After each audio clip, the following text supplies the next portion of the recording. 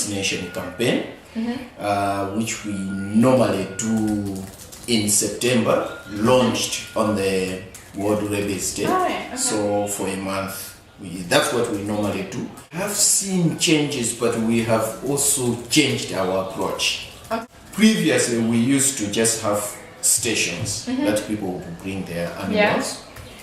But now we do the stations and then also follow up with a door-to-door. So after vaccinations, the following year we're going back there to check on the numbers that are vaccinated, but also the repeat. We want dogs are generally brought to vaccination centers by children. The message is to schools just before schools closed, so that the children were taught about rabies. And then as soon as they closed, we went out. The change in the approach, we have reached over 80%. With a massive education program, where we really try to target school children. The reason why we target school children is that because they're usually, from reports in hospitals, they're the ones who tend to get bitten by the dog most often, and they're the ones who actually tend to get the cases of rabies. So initially it's a very strong education program. We go back to schools and we just educate them about the importance of vaccinating their dogs against rabies, the dangers of rabies itself, and just basically that will come into your community and carry this for you guys. Following up on the education program, we follow up with some more advertising via media, radio, television, newspaper as well, by word of mouth as well. Just getting the information out there that we are coming to you to vaccinate your dogs. Once that's all in place, we actually now have actual vaccination teams. Next day, we'd follow up with a door-to-door campaign, just making sure that all the dogs in that area that we see, we're actually vaccinating them. So during the vaccination campaigns, how we know that we vaccinated this one was actually got markers. We mark each individual dog that we vaccinated on the point stations. And then the next day when we're doing a follow-up by door-to-door, any dog that's seen without that marker, we actually vaccinate as well. In terms of the rabies campaigns, we just do it once a year. But at the same time, we also do have community projects, basically where we, like for example, the spay and neuter clinics. We go out and spay dogs. But at the same time, if a dog is presented to us that has not been vaccinated for rabies, we also do vaccinate at the same time. And so I was given an area up north to look after, and it had a lot of rabies at the time. And so I just got stuck in and started vaccinating the dogs across the board, across the whole area.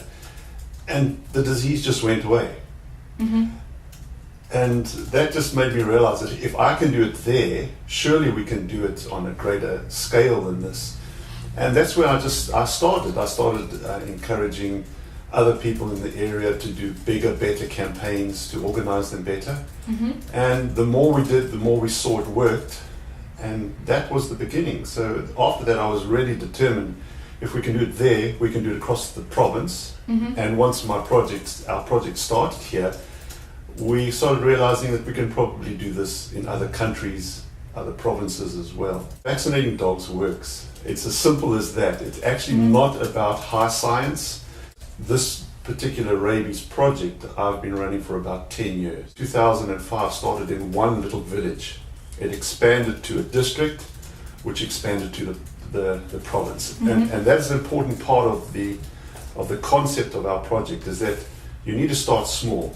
At the end of the day, it's simply about getting people to do their job and getting the vaccine into the dog. Everything we do is now massed mobile campaigns. We find an area, we select it, we will put between 10 and 20 vehicles into that area. Every vehicle is equipped with a public address system. And as we go through the area in a systematic way, we call the people to the roads. Run sort of from April through to September, October, when the rains start. Through the Department of Animal Health and Livestock, with their veterinary officers and with the government employees that are already in place working on rabies projects, out teams of people doing vaccinations and also teams of people doing education and sensitization.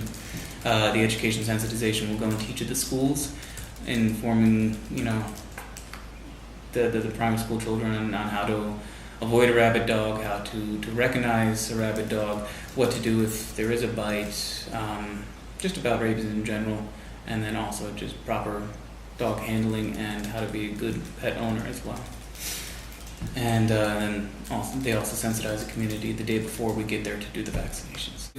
Maps out to the teams, mapping out maybe 2 or 3 weeks at a time, so they actually know where they're going to be going. And it's a screenshot of the satellite mapping, so they can see where the roads are coming through, and they can plot out where they're going. It'll have the school names. Each dog that's vaccinated is taken down on the app, so you can pull up another overlay onto the map, and so you can see the path that somebody walked, and then at every point that a vaccination actually happened. So we are going in there and training them on how to read dogs, therefore how to approach dogs, therefore how to handle dogs, and then we can vaccinate them humanely.